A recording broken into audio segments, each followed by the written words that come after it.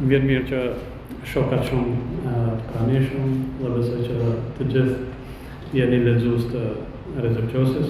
Jam i sigurt që keni ardhur për të dhe është një nder të flas për profesorin tim më të mirë. Kam pas shumë profesor, kam qenë të mirë, po profesor Qosi ka qenë më i mirë, ka qenë i veçantë.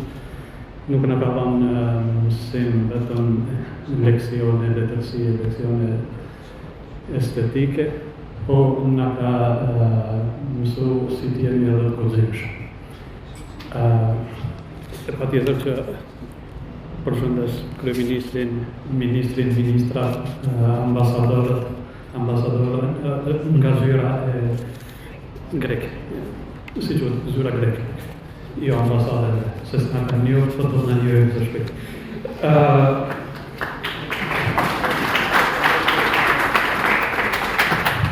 Falenderoj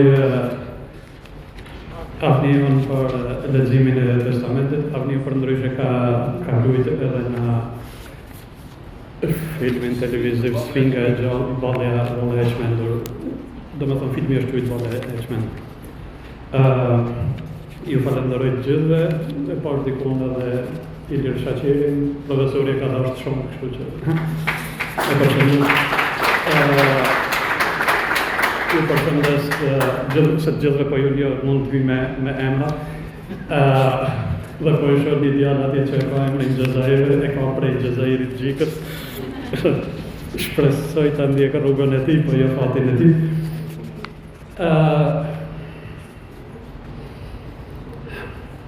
Okej. Ajo çka do të them në fillim është se pavarësisht se çka do të them këtu, domethënë unë ju vlerësoj shumë, edhe e di që në fund, sepse ligjëratas do t'jetë e lehtë, sepse profesori ishte goxha i rëndë, po e rëndësishme është që amaneti profesorit që uhet në vend dhe që ju ta mirëkuptoni këtë pjesë që do ta lexoj, që do ta shpresoj në mirëkuptimin tuaj, edhe nëse nuk e gjej këtë mirëkuptim, nuk është që mbrish shumë, po ju faleminderit. Si që keni pa në ftesën që ju ka ardhur, quhet fjalim për njeriu e fjalës, duhet bëj edhe një precizim të vogël, më fal. Lerina që e këmë basë që klasë, më tha të lutem mos fol si e ke zakon, mos më mbrish punë, ta dini që gjithë shka është e imja, gjitha gabimet janë të mija.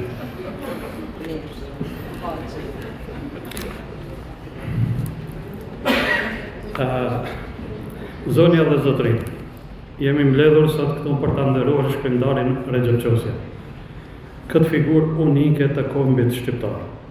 Kritikët e huaj e kanë quajtur Volteri i Ballkanit dhe Kafka i lindjes.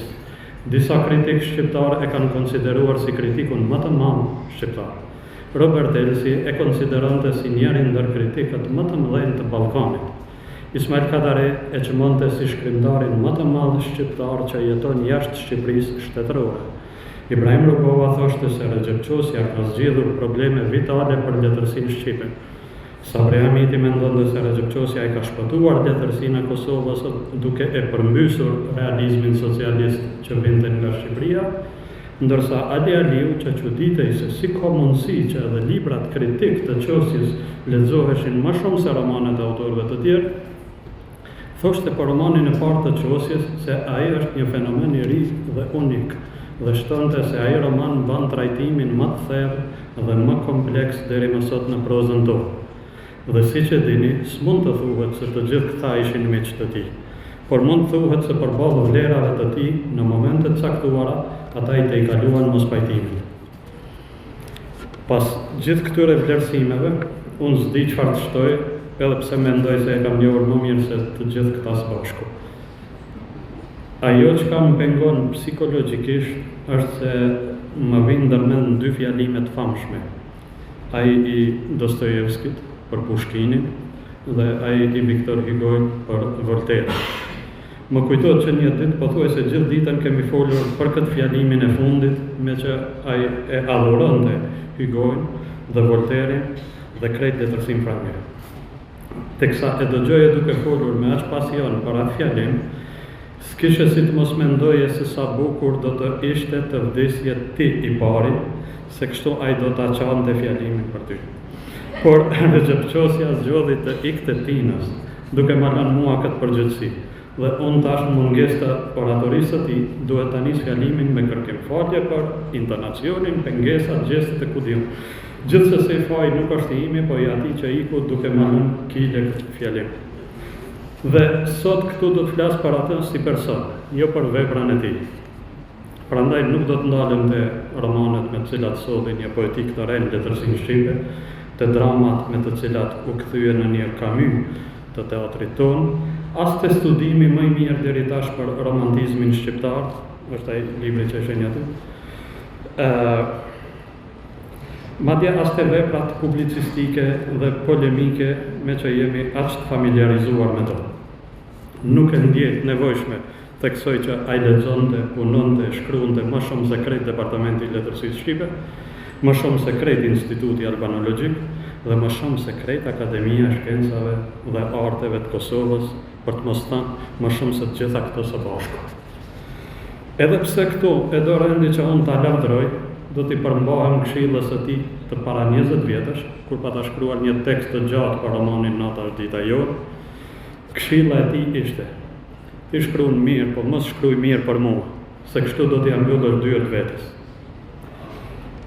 Në për vite e kam kuptuar peshën e kësaj këshille, por me që një personazh i imi thot, dyert e fatit edhe mund të hapen, po për çdo rast merr sakicën me vete, unë s'kam dalë asnjëherë pa sakicë, tehuj së cilës mund vizloj edhe gjatë këtij fjalimi. E di që je më rehat nëse nuk flet për Recep Qosin, ashtu siç e di se është shumë e leverdishme të flasësh kundër tij. Disa kolegë që i takova këto ditë pas kthimit nga gurbeti, e kishin parë njoftimin për këtë takim dhe më thanë se duhet pranuar që Recep Qosja nuk ishte i lehtë. Po unë e di këta, ai gjithë jetën ka shkruar kundër njerëzve të lehtë, që u arëndonin jetën njerëzve të ndershëm. Recep Qosja ishte i rëndë dhe i rëndësishëm. Dikur një fjalim i tij, një artikull i tij, një intervistë e tij, një vepër e tij, apo një film i bazuar në romanin e tij, e dredhte Jugosllavinë. Një njeri i lehtë s'mund ta bënte këtë.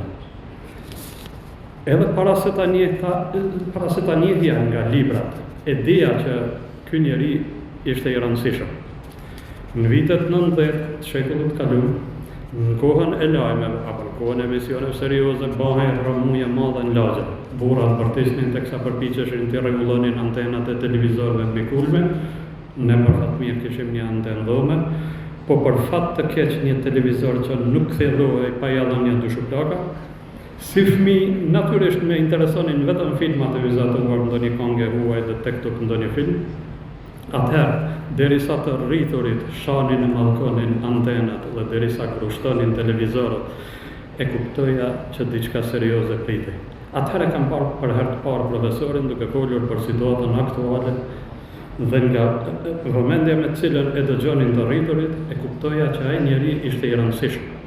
Dhe kështu pasi fliste ai, disa nga të rriturit dukeshin më të trimëruar, kurse disa dilnin sokak, ndiznin cigaret dhe dukeshin shumë të shqetësuar. Më vonë vërshuan protestat në të gjitha qytetet, ushtuan krismat dhe vrasjet, dikush ishte kundër luftës, dikush për saj, disa flisnin për ndaljen e luftës, e disa as ndërmend se kishin ta ndalnin, ndërsa ne fëmijët dilnim në kodër dhe vinim bast se ku do të binte granata e radhës. Mandej gjithi drejtuam syt ka një kështjell mesjetare në Francë. Se çfarë ndodhi aty brenda na tregon paqja e përgjakshme e Recep Qosit. Po kush ishte ky njeri që s'pranoi asnjëherë të jetë i lehtë? Fundja i lehtë duhet të jetë balerini, jo intelektual.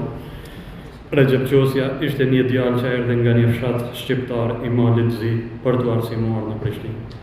Pastaj me qenë se këtu s'kishte studimet thelluara, shkoi në Universitetin e Beogradit, ku i ndoqi ligjërata dhe i kreu provimet. Universiteti i Prishtinës u themelua në letër në nëntor 1969, sepse në nëntorin e famshëm duhej të ishin datat më të rëndësishme, për shkak se atë muaj festohej edhe dita e Republikës në Jugosllavinë Socialiste. Mirë po, realisht ky universitet filloi punën në 15 shkurt 1970. Me qenë se i kishte mbetur vetëm mbrojtja e doktoratës, që pothuajse gjithkund është formale e ceremoniale, qosja vendosi ta mbronte tezën e doktoratës në Prishtinë. Por te kush? S'kishte profesor letërsi, e mos të flasim për doktor letërsi.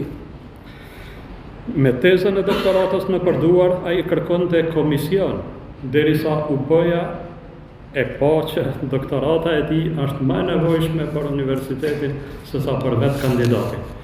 Kështu u krijua një komision me profesor nga fusha e gjumës, historisë dhe psikologjisë, me një pjesë të komisionit edhe nga Shqipëria, dhe më 20 mars 1971 u mbrojt doktorata e parë e shkencave filologjike në Universitetin e Prishtinës. Padyshim kjo është ngjarje e madhe në historinë e Kosovës. Doktorata e tij bashkoi për herë të parë Kosovën dhe Shqipërinë, dhe ky doktor i ri deri në fund të jetës do të punojë për t'i bashkuar këto dy shtete të një kombi. Ajo doktorat është bashkimi kombëtar në nivel akademik. Si doktor i parë i shkencave filologjike në Kosovë, Recep Qosja kontriboi në konsolidimin e Fakultetit Filologjisë dhe në pavarësimin e Departamentit të Letërsisë Shqipe, nga Departamenti i Gjuhës Shqipe, pra INDA. Edhe pse ishte doktor i parë, edhe pse ishte autori i librit të parë kritik në Kosovë, edhe pse e reformoi fakultetin dhe e themeloi dhe drejtoi departamentin, edhe pse ishte ligjëruesi më i njohur jo vetëm i departamentit, por i krejt universitetit, vitet e fundit si profesor përjetoi një përsekutim të vërtet që vazhdoi e kulmoi një vit më pas në Institutin Albanologjik. Një asistent, të cilin partia e bëri shpejt profesor magjistër dhe doktor brenda një kohe rekord, duke mos përfillur as rregullore as statut, kërcente në trajn tokë për t'ia marrë lëndën e estetikës. I njëjti i turrej profesorit në për korridor për ta sulmuar fizikisht, duke që e kishte shumë personale me të. Nuk po flas me të dëgjuar, kam qenë dëshmitar okular dhe jo i vetë. Për këto sulme, partia e shpërbleu shumë shpejt me poste politike, deputet, ministër kulture dhe zëvendës kryeministër, dhe gjatë kohës sa ushtronte këto postet e fundit, e bëri edhe akademik. Dhe ai s'është i vetmi që është bërë akademik ashtu. Të gjithë të dini për kaj kam fjallën, nëse nuk e dini është kujtimi. Si do qoftë,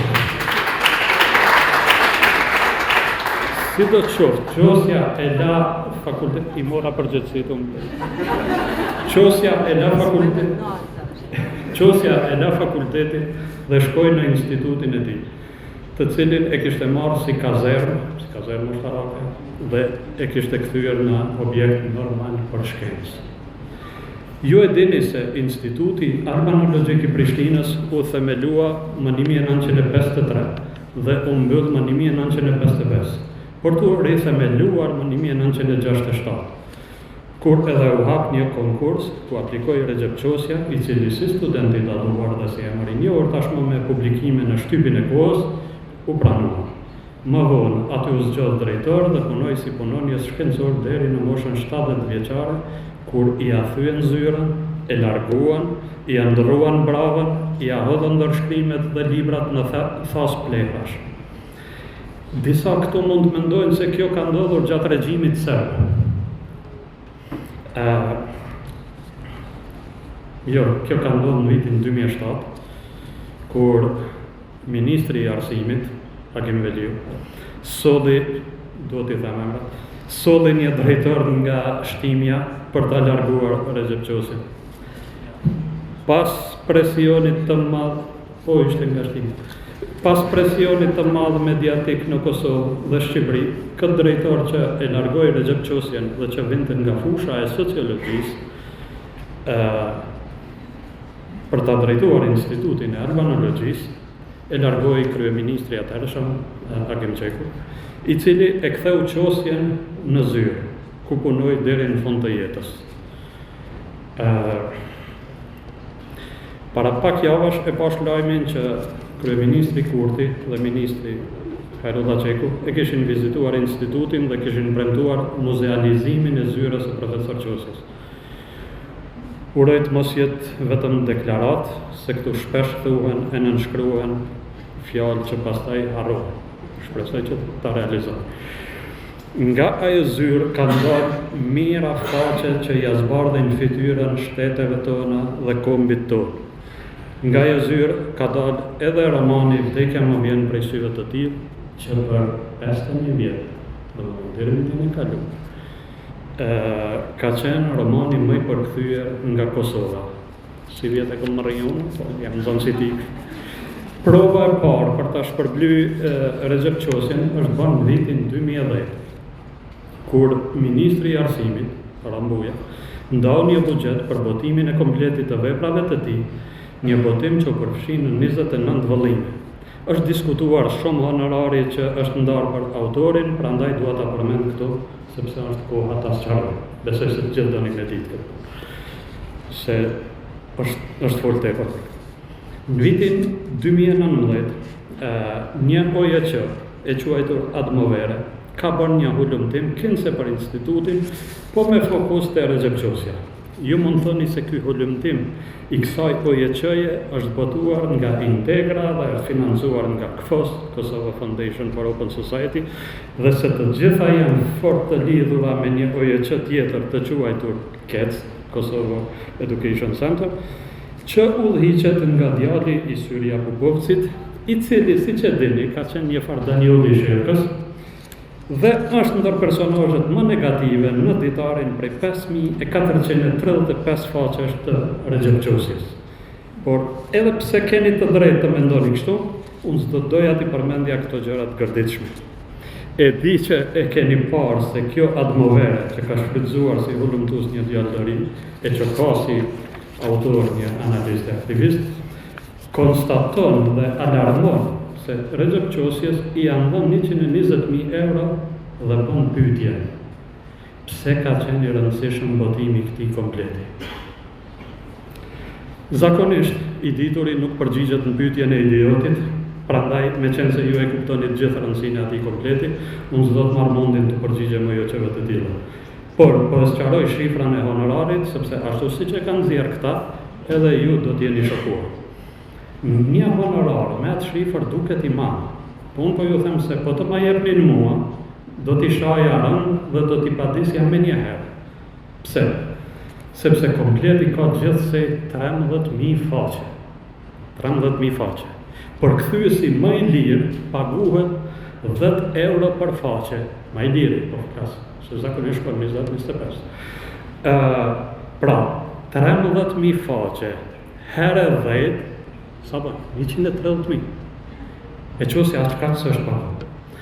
Kurse, pra, Recep Qosja nuk i ka përkthy ato faqe, po i ka kriju, i ka shkru prej ligjit, nuk është pagu as 10 euro për faqe. Shkrimtari më i mirë është pagu më pak se përkthyesi më i lirë. Edhe është bë problem kjo në Kosovë. Është e turpshme. Mos harroni, Recep Qosja ishte intelektuali më i madh i Kosovës, ndër studiuesit dhe shkrimtarët më të mëdhenj të krejtë Evropës juglindore, sa thamë këto e kanë parë të huaj, ishte doktor i parë i shkencave filologjike, profesor i estetikës në Universitetin e Prishtinës, themelues, reformues, konsolidues i një departamenti të këtij universiteti, por krejt këto nuk mjaftuan që rektori aktual, që më duket se s'ishte këtu, ky Arben Hajrullah, i cili deri më 2024 ishte pjesë e asaj OJQ-je Admovere, pra nuk mjaftoi kjo punë që të mbante një komemoracion ose të bante një postim në rrjetet sociale apo të na shkruante spaku një telegram ngushëllimi për humbjen e kolegut, siç bëhet zakonisht, se mos të flasim më për varësitë e tij nga filologjiku. Dhe shumicën e kolegëve nga filologjiku nuk po i shoh këto, marrë ju kohë. Faleminderit, mi lutet që ka. Mi lutet për edhe këtë. Në rimane pa tjetër, po t'i gjithmonë vjetë, pa tjetër. Po mendoj, nuk është dekanik, le të qotë në kam, jo. Shefi i degës nuk është. So?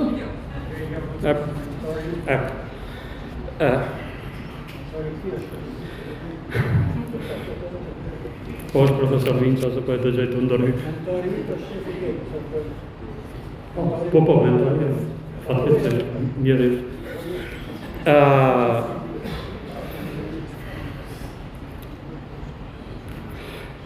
Unë si shanë Kosovë, por i shkrova nga Amerika, rektorit, për ta pyetur për arsyen e kësaj indiferencë.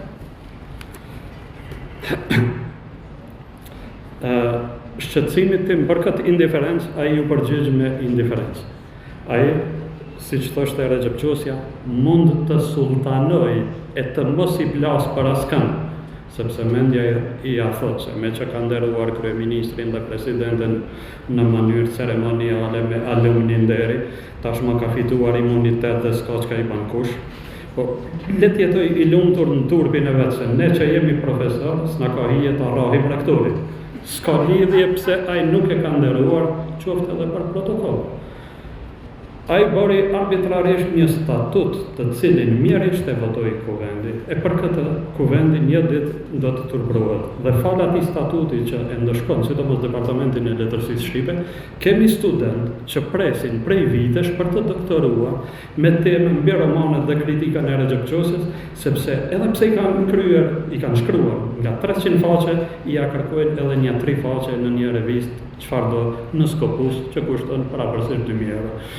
Mos të harrojmë se para disa vitesh, pikërisht ky klan pati thënë se Recep Qosja s'ka kurfar kontributi shkencor se nuk ka shkrime në Skopus. Pra nuk i ka 3 faqe në Skopus, po i ka 3 vëllime ka 500 faqe këto.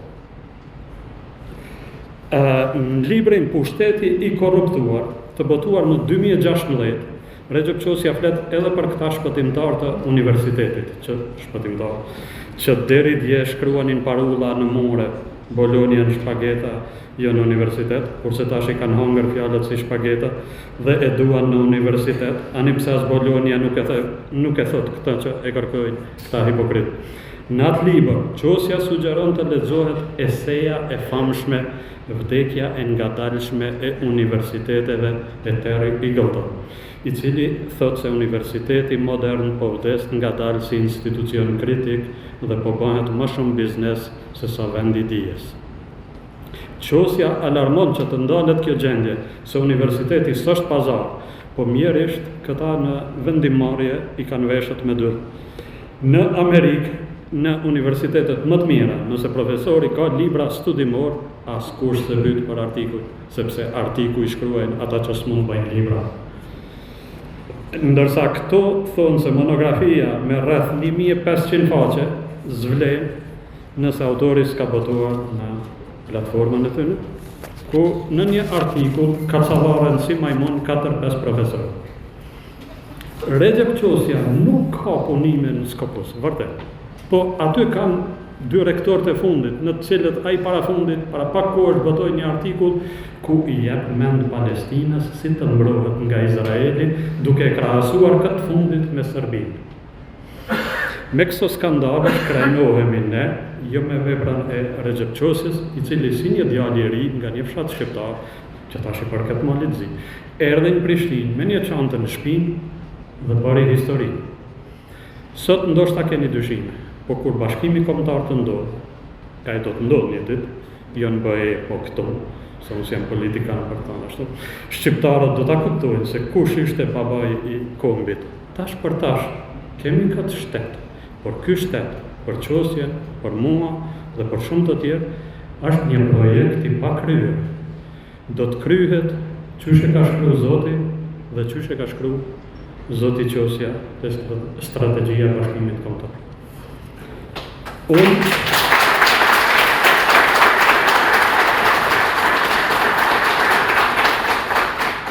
Unë kam lindur në 13 qershor.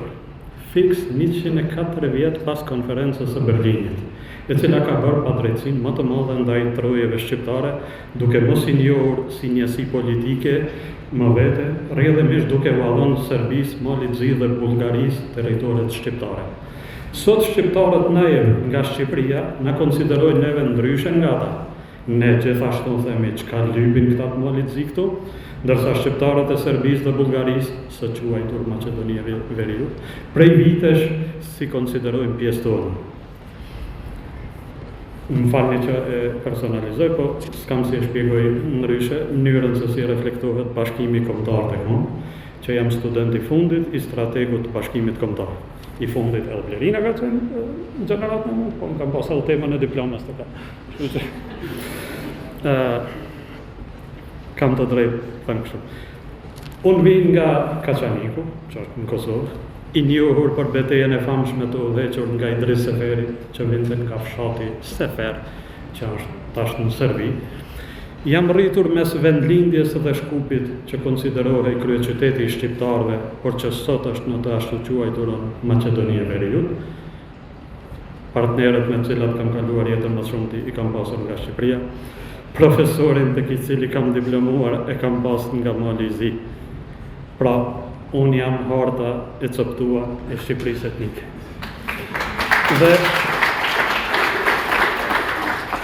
Dhe lutjen e profesorit për tokat e ndara shqiptare dua ta përcjell edhe tek ju me shpresë se dikush nga ne do të arrijë realizimin e saj.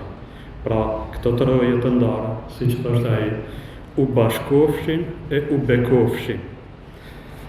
Këtë fjalim e quajta fjalim për njeriu e fjalës, edhe pse mund ta quaja thjesht për mjeshtrin e fjalës. Që Recep Qosja ishte mjeshtër i fjalës, kjo dihet. Që fjalët ishin arma e tij, edhe kjo dihet, edhe gjuhën e fakt. Por ai ishte njeri i fjalës edhe për arsye të tjera. Ai kur e jepte fjalën edhe e mbante, dhe mbi të gjitha ai e mbajti fjalën që ja dha vetes, për ta thënë të vërtetën dhe vetëm të vërtetën. E njëri nga shkrimtarët që ai e çmonte fort, Danilo Kish, thoshte: "Kam zgjedhur të jem në luftë me të tjerat, sepse dua të jem në paqe me vetveten." Qosja na trazoi të gjithëve, po me vetveten shkojnë paqe. Ai erdhi, e ndryshoi klimën kulturore në Kosovë, e ngriti kritikën letrare në një nivel me vendet fqinje, e reformoi institutin, fakultetin dhe fal punës së tij të jashtëzakonshme, u bë figura më e njohur e universitetit dhe akademisë, e cila duke mos mundur ta dëbojë me që ai nuk shkonte aty, për një çerek shekulli e ka kërcënuar me ndalje të rrogës. Krejt mas luftën i kanë thonë kemi me ta ndalë rrogën. Krejt e dini besoj. Ai ishte akademiku që e refuzonte akademinë, sepse donte një akademi profesioniste, jo politike dhe klienteliste. Ashtu si që kritikonte universitetin, ku bija mbronte doktoratën te babai, edhe këta e dini formi, se ky babai ka qenë i rëndësishëm në politikë, e kritikonte edhe projektin akademik për fjalorin enciklopedik të Kosovës, ku refuzoi të merrte pjesë pasi i pa emrat e përpiluesve dhe të kontribuesve. Koha i dha të drejtë Qosjes. Kur doli ai fjalor, u cilësua si vepra më skandaloze në Kosovë, deri para pak muajsh kur i azuri vendin libri Masakrat në Kosovë, që i kushtoi buxhetit shtetit rreth 30.000 euro. Kundër Qosjes nuk punoi një individ, një grup i caktuar ose një parti. Jo. Kundër tij punoi një makinë madhe propagandistike e përbërë nga individ që i kanë shërbyer regjimit serb me devotshmëri fetare. Ai u sulmuan nga fëmijët e tyre që u pasuruan çuditshëm pas lufte dhe e morën nën kontroll arsimin në Kosovë, duke sulmuar universitetin publik për ta fuqizuar shkollën e vet private. Ai u sulmuan nga satelit të këtyre bijve të etërve të ulët. Ai u sulmua nga të gjitha anët dhe i mundit gjithë. Qosja u sulmua nga shumë gazeta, revista, portale, radio dhe televizione. Disa janë edhe këtu. Ai nuk u sulmua nga Rugova, por si që thoshte Adem Demoqi me gjuhën e tij popullore, Rugova nuk të sulmon, ama qenë të ti po. Do të doja që këtë kishte ende njërë si Rugova dhe jo si qenë të ti. Gjithsesi, unë vërtet nga thellësia e zemrës u shpreh ngushëllimet gjithëve që e sulmuan dhe vazhdojnë ta sulmojnë qosjen, sepse vërtet ndhimsen që një jetë përpoqën ta eliminojnë me shpifje, sulme mediatike dhe fizike, dhe ai prapë se prapë shkoi kur deshi vetë. Ai jetoi 90 vjet dhe sa për që ja keni lënë shenjë ju sulmues servila, mos shikoj se më njerë kuptuat për kënë kam fjalë, ai do t'i bënte 900 vjet. Jetoi qysh deshi e sa deshi dhe u largua. Ai ishte mjeshtër i ironisë dhe sot si për ironi më shumë vërehet mungesa e tij se sa prania juaj të dashur uritha të universitetit, krimbat jetës politike sociale, të dashur korkushat kulturës. Familjes së Recep Qosës nuk kam pse t'i shpreh ngushëllime. Ti Rita ishe me fat që ti valjeti Rinesa që keni jetu me të. Po nuk kam arsye për të shprehur ngushëllime sepse ishte thjesht një fat i madh që kishit ju. Dhe ngushëllime ju shpreh këtyre që s'mundën me i lënë shenjë.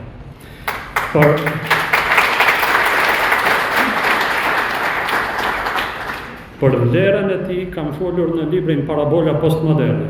Këtu mund të shtoj se në shoqërinë shqiptare konica dhe qosja mbesin personalitetet më të serta. Mirë po përderisa konica ishte i shkapërderdhur dhe pa hudut, pa kufitur, qosja ishte i sistemuar dhe përderisa konica sulmuesve të tij të fliqur u akthente për të fliqt, unë s'mund t'ju them se si, qosja ishte më i përmbajtur, aqsa as në polemikat e tij më të ashpra nuk shante. Kështu, qosja e ka avancuar polemikën në planin etik. Mos të harrojmë një gjë, që profesori pas lufte nuk i kishte punët mirë ekonomikisht. Dhe pjesa më e dhëmshme e ditarit të tij, mendoj se është ajo kur tregon se si më 5 korrik 2002 u detyrua të merrte pjesë në një aktivitet letrar në Bibliotekën Kombëtare të Kosovës, vetëm për shkak të një honorari.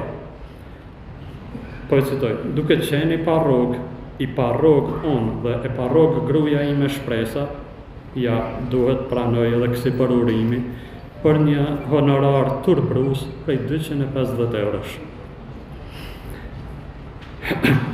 Për dallim prej politikanëve dhe shërbysëve të tyre që e sulmonin nga vilat e tyre, qosja jetoi deri në fund të jetës në një gjysmë shtëpie. Disa e keni vizitu e dini, s'ka pas një shtëpi të plot, gjysmë shtëpie. Dhe ata e kanë ndonë me nipin maleka, gjysmën e gjysmës. Shteti forcohet dhe inkurajon të rinj për të ndjekur rrugën e mundimshme të dijes atëherë kur intelektualit i ofron kushte më të mira se ignorantit. Këtu është thënë një model gabim, sa ma budall më pas. Ne sa arritëm të krijojmë shtet. Përderisa qosja as një shtëpi të plot se pati. Një intelektual në mjerim, do me thonë një shtet i mjerë. Duhet ta dim që kohët kanë ndryshuar dhe ata që vinë pas ti nuk janë asket si ai, ubi bene ibi patria. Ku është mirë që aty është atë dhe jam. E ai jeton të thjesht, pra këta të rritë mund mendojmë kështu. E ai jeton të thjesht, han të thjesht, kur s'dilte në kafe, kur e kam quar për herë parë në Amaro, ishte i befasuar si ata njerëzit në për filma që rikthehen në kohë, ta shikon të vazhdimisht çka bëjnë këta njerëz. Kur s'pinte alkohol, për këta s'jemi pajtu asnjëherë, po i tillë ishte, me një fjalë, thënë shkurt, pra, jetoi thjesht dhe u varros thjesht, si Luani i letërsisë ruse Lev Tolstoj. Lev dhe me thënë Luan. Zatën, ai edhe në letërsi hyri si Luan, prozat e para i botoi me pseudonimin Luan Dugagjini. Prandaj s'kishin se çfarë t'i banin qend për rreth. Kapitulli i parë i romanit të tij të parë quhet Legjenda. Me atë roman ai u bë legjendë edhe vet. Kjo legjendë ka një legasi që duhet, një trashëgimi që duhet të institucionalizohet sa më shpejt. Ai ishte institut më vete. Tash ne duhet ta institucionalizojmë siç e meriton. Të kalojmë nga sulmet e mosnjohjet e meritave tek mirënjohjet. Emri i tij mund të vihet një salle, një instituti, një biblioteke, një rrugë. Me që ishte doktor i parë, mund të jepet një bursë doktorale me emrin e tij. Me që ishte studiusi më i madh, mund të jepet një medalje akademike me emrin e tij. Me që ishte shkrimtari më i mirë, siç thot Kadare, mund të jepet një çmim me emrin e tij. Me që ishte më i madh i filologjikut, mund të vihet një statuj para atij fakulteti, aty ku kemi statujën e një sociologu që s'lidhet asgjë me fakultetin tonë. E shumë çka tjetër mund bëhet për të në fakt për ne, sepse ne s'mund t'ia kthejmë kur borxhin, por mund të tregojmë se dim të kthehemi ka e mbara, boll kemi punu mbrapsht. Kur erdhi ai nga fshati, Prishtina ende s'ishte bashkëqytet. Kurse jeta letrare ishte gati shkretin. Po ju e dini që këtu shkretin kishte qenë gjithmonë, madje edhe në kohën e Justinianit. Prishtina atëherë ishte veç një hinterland i Ulpianës. Ato pak shenja të një jete letrare, kulturore në këtë qytet, i ka krijuar një tjetër shqiptar nga Malizi, Esad Mekuli, i cili kishte themeluar revistën Jeta e Re dhe inkurajonte të rinj të shkruanin e të botonin në gjuhën shqipe. Aty i botoi edhe qosja shkrimet e para, librin e parë dhe pastaj për pak kohë edhe drejtoi revistën, një numër të së cilës në vitin 2011, derisa isha kryeredaktor, desha t'ia kushtoj atij, por Ministria e Kulturës, që atëherë udhëhiqej nga PDK-ja, vendosi të mos e financonte. Prandaj atë vit nuk doli numri i tretë i revistës siç dilte rregullisht. Vetëm atë vit kanë dalë 2 numra. Ai nuk gjeti, Recep Çosia nuk gjeti asgjë këtu. Gjithçka e ndërtoi, e bëri për ne dhe na e la neve, bashkë me parabolën biblike që më përsëriste shpesh për margaritarët dhe derrat. Mos i hidhni margaritarët para derrave. Ai na la margaritar, tash varet prej nesh nëse dim t'i çmojmë apo do të treguhemi derra. Uroj që kjo shoqëri persekutuese ta përjetoj përvojën e Damaskut, si Shan Pali dikur. Në fillim ju thash, pse jam ka punë. Në fillim ju thash, Çosia nuk ishte i lehtë dhe unë e kam dashur pikrisht pse s'ishte i tillë. Megjithse një njeri të rëndë, një njeri me peshë që ai, s'do me thonë patjetër ta duash, mjafton ta nderosh. Ismail Kadare, Ibrahim Rugova, Ali Aliu dhe Safi Hamiti, ndonjëherë për plasën me ta, nuk u pajtuan, por janë njohën vlerat. Kjo nuk flet vetëm për madhështinë e tij, po edhe për fisnikrinë e tyre. Uroj që edhe këta tjerë, që mos tjerë ta përjetojnë këtë rrugë Damask. Recep Çosia vdiq më 23 prill, që është datë e vdekjes së Shakespeare-it. Dhe s'di pse po më ndryshon mënyra e të folurit nga fundi i këtij fjalimi, ndoshta sepse Shakespeare, Çosia dhe unë jemi dramaturg.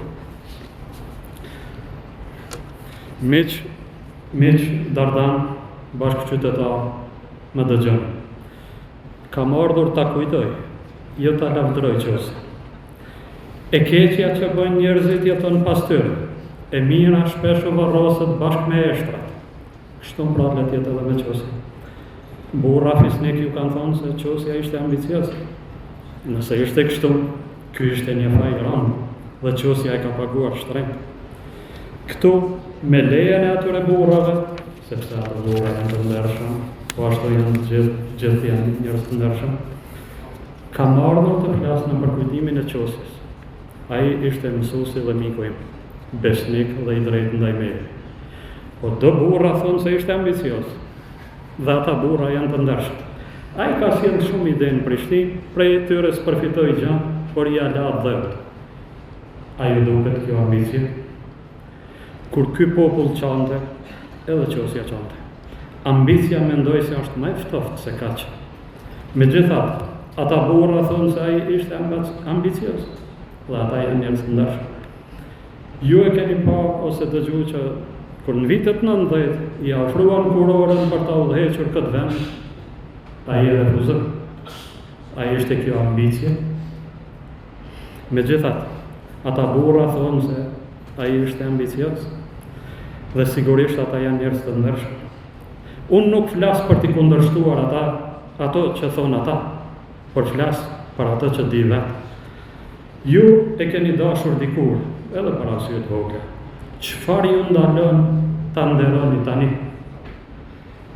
Prej kujt keni frikë? O gjykim, ti ke ikur të bishat e egra dhe njerëzit kanë humbur arsye. Motra, vëllezër, është koha ti ulni heshtat dhe të tregoni se dini ti çmoni vlerat. Në të kundërtën, do të më detyroni të besoj se në ditën e madhe të letërsisë, më 23 prill 2026, ne s'kemi varrosur një trup të pajetë, po arsyen tonë.